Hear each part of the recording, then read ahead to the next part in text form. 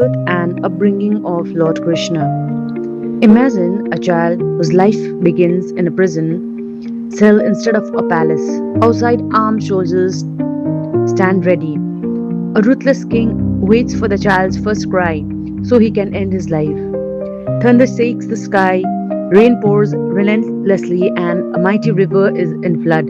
Yet, in that very moment, the prison door opens by themselves, iron chains fall away, the guards mysteriously fall asleep, and nature itself bows before the newborn. A father walks fearlessly through the raging waters, carrying his infant son in a small basket, while a giant serpent spreads its hood above them like a royal umbrella.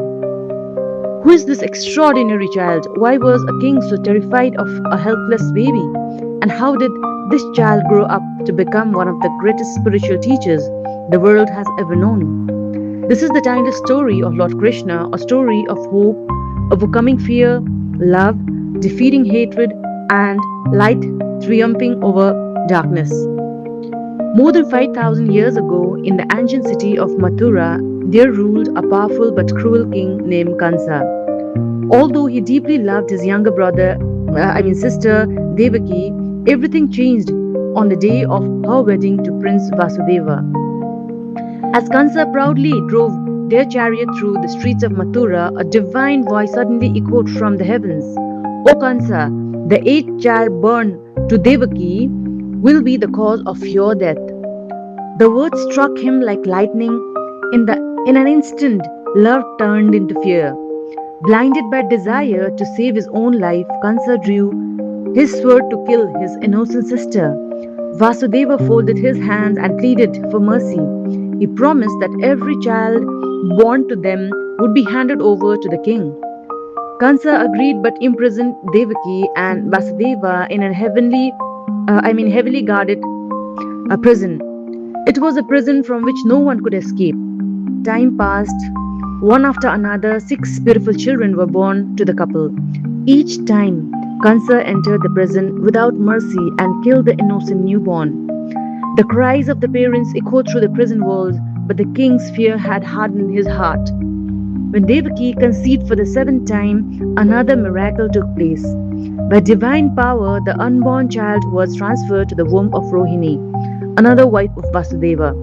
The child was born safely as Balarama, who would later become Krishna's elder brother.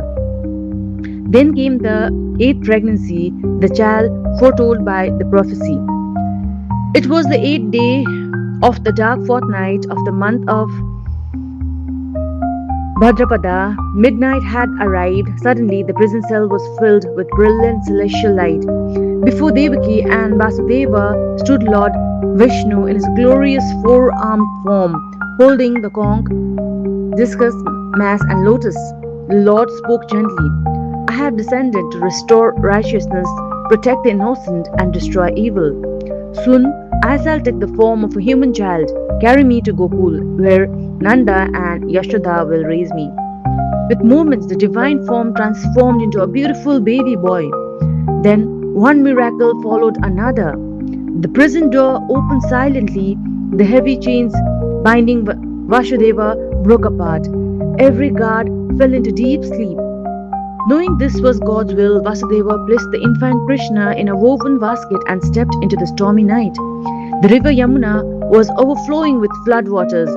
Yet, as he approached, the waters slowly parted, making a safe path across the river. Above them, the great serpent, Shesha, spread his magnificent hoods, shielding the child from pouring rain. Across the river lay the peaceful village of Gokul. There Nanda and Yashoda had just welcomed a baby girl.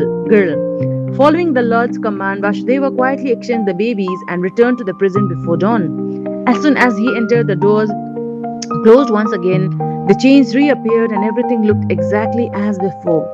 When Kansa heard that Devaki's eighth child had been born, he rushed to the prison where, without hesitation, he snatched the baby girl from Devaki's arms. As he tried to kill her, she slipped from his hands and rose into the sky, revealing herself as the divine goddess Yogamaya.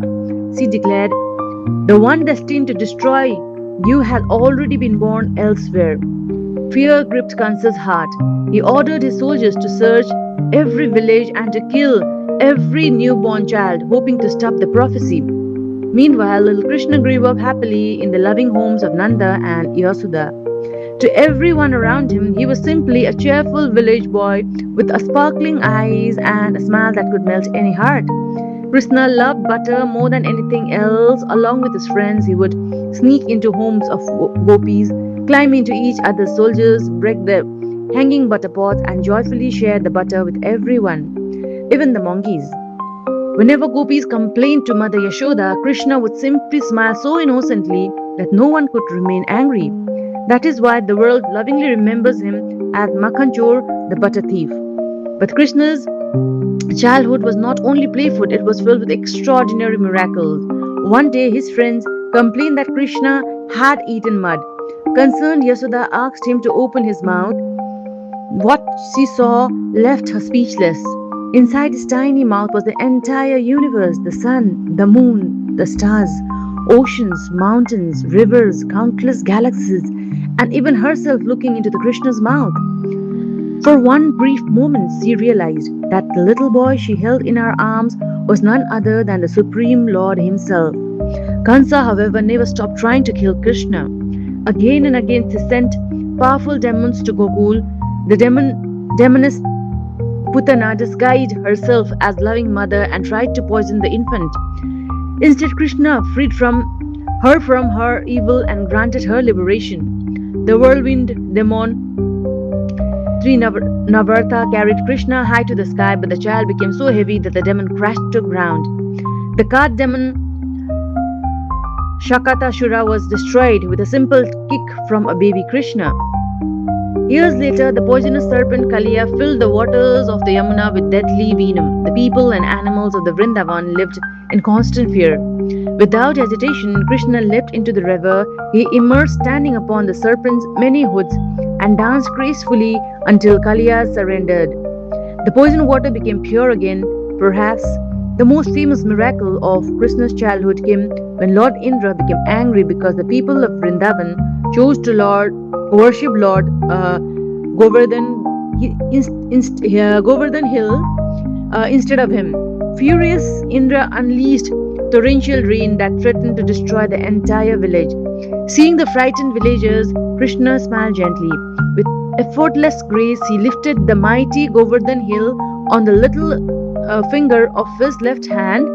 Men, women, children, animals, and birds all gathered safely beneath the hill.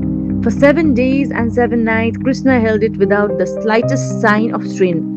Finally, Indra realized his pride and blinded him. He bowed before Krishna and sought forgiveness. Every event in Krishna's childhood carried a deeper message. His birth is in a prison, and it teaches us that hope can even be born even in the darkest places. His journey across the Yamuna reminds us that when our purpose is pure, obstacles often give way. His playful butter theft shows that divine love is joyful and simple. His victory over demons symbolizes the triumph of goodness over greed, anger, pride, and fear. And lifting Govardhan Hill teaches that true greatness lies not in displaying power but in using it to protect others. That is why Lord Krishna is loved across the world not merely as a divine king or a heroic warrior, but as a child who brought laughter, a friend who offered comfort, a guide who revealed eternal wisdom, and a symbol of hope for all humanity. Every year, millions celebrate Janmashtami to celebrate his birth, yet the true celebration is not only about rituals or festivals, it is about awakening Krishna's timeless qualities within ourselves. Love instead of hatred, courage instead of fear, humility instead of pride, and righteousness instead of selfishness. For as Lord Krishna would later declare in the Bhagavad Gita, whenever righteousness declines and unrighteousness arises, I manifest myself to protect the good, destroy evil, and re-establish dharma.